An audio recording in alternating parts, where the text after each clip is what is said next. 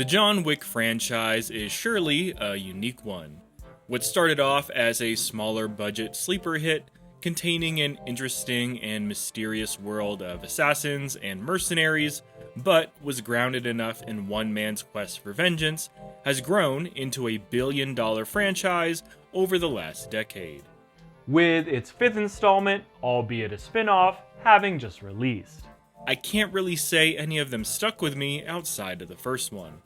As sequel after sequel was released, the franchise certainly morphed from the smaller, localized vengeance tale into a bigger budget amalgamation of ridiculous action, crazy headshots and kills, and such a level of invulnerability and durability that we might as well call the protagonists superheroes.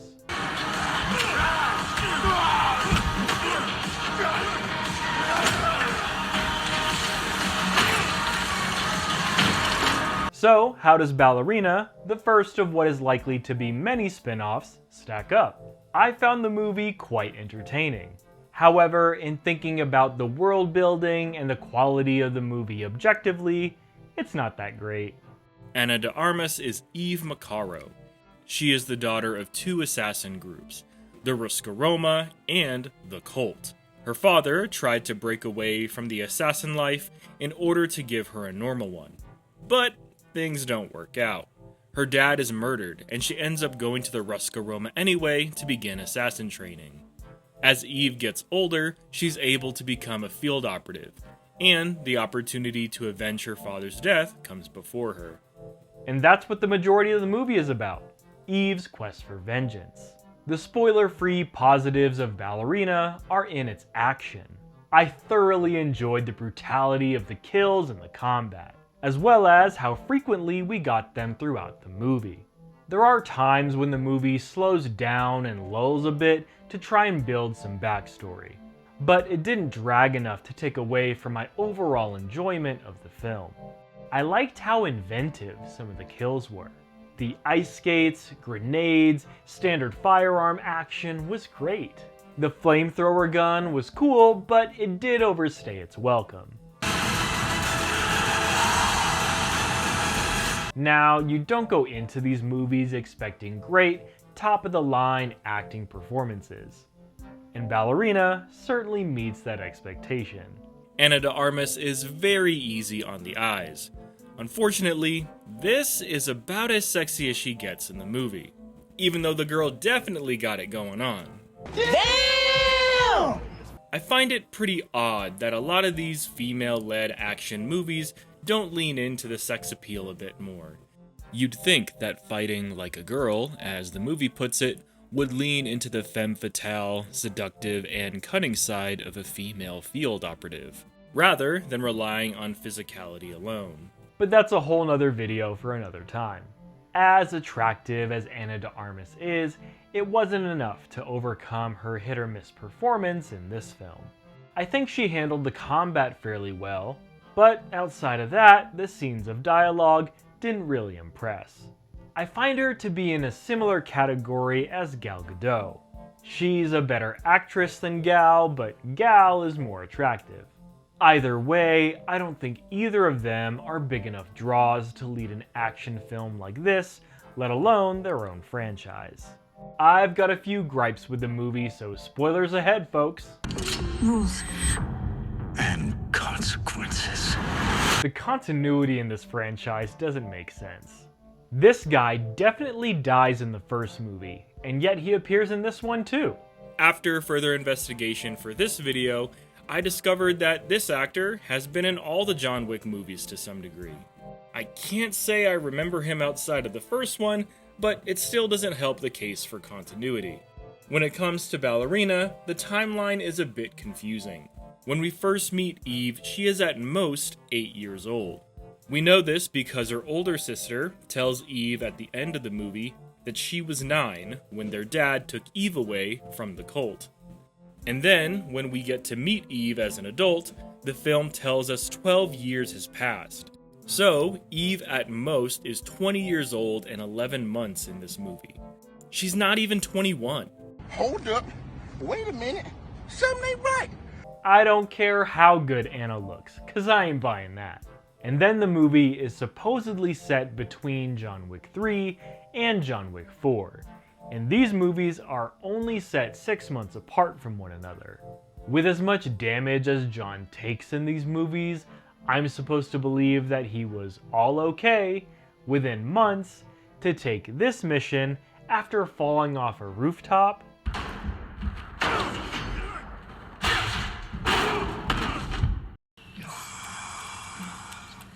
Again, John Wick might as well be a super soldier at this point with how durable and invulnerable he is.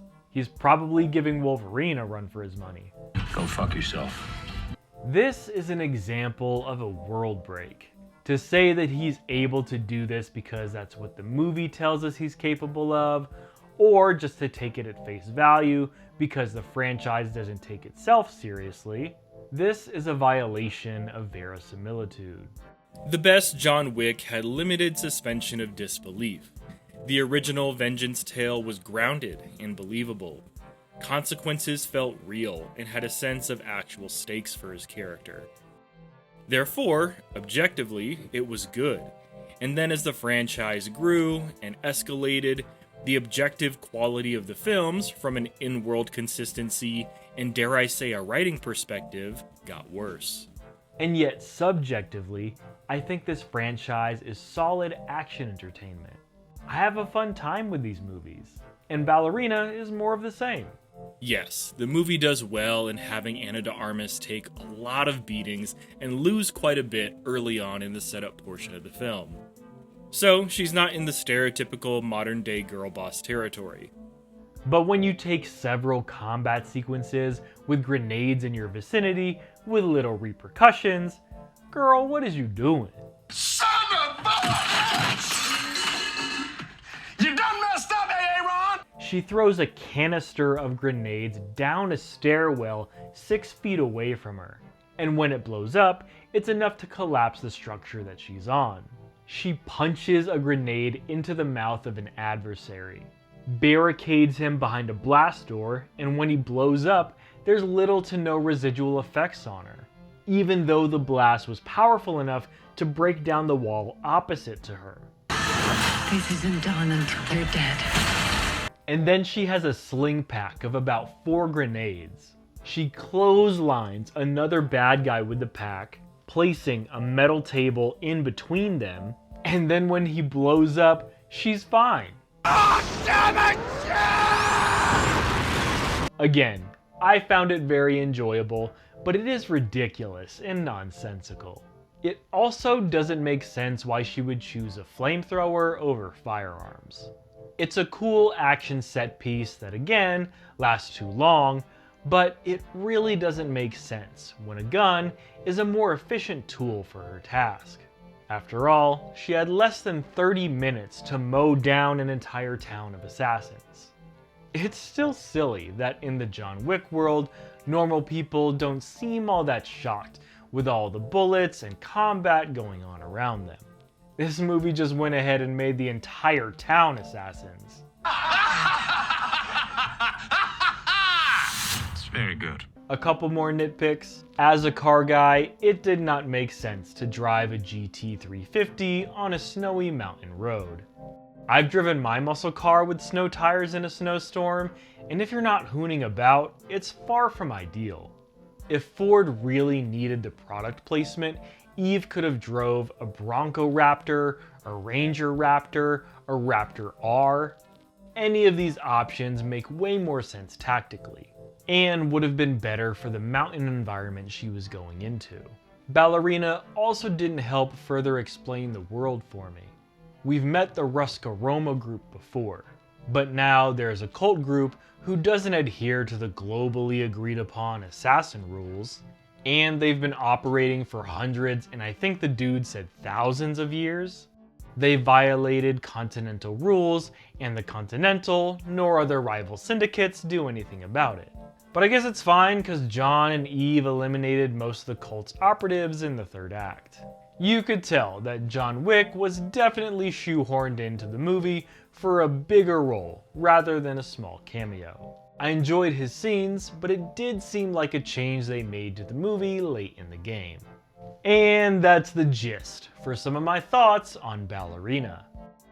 I'd like to think that I'm a pretty easy lay when it comes to Ana de Armas, when it comes to action vengeance movies. And Ballerina definitely delivered on the brutality and action that I was hoping for. Narratively, it's not impressive, so thankfully I wasn't holding out hope for a compelling story. The acting and score were solid, but plenty of the character decisions, the world building or lack thereof, and even the acting make this movie not so good objectively. Subjectively though, I had a lot of fun. What did you think of Ballerina? What are your thoughts on the objectivity and subjectivity of art as it relates to movies? Hit me up, let me know your thoughts in the comments down below. I'll catch you next time on The Gist.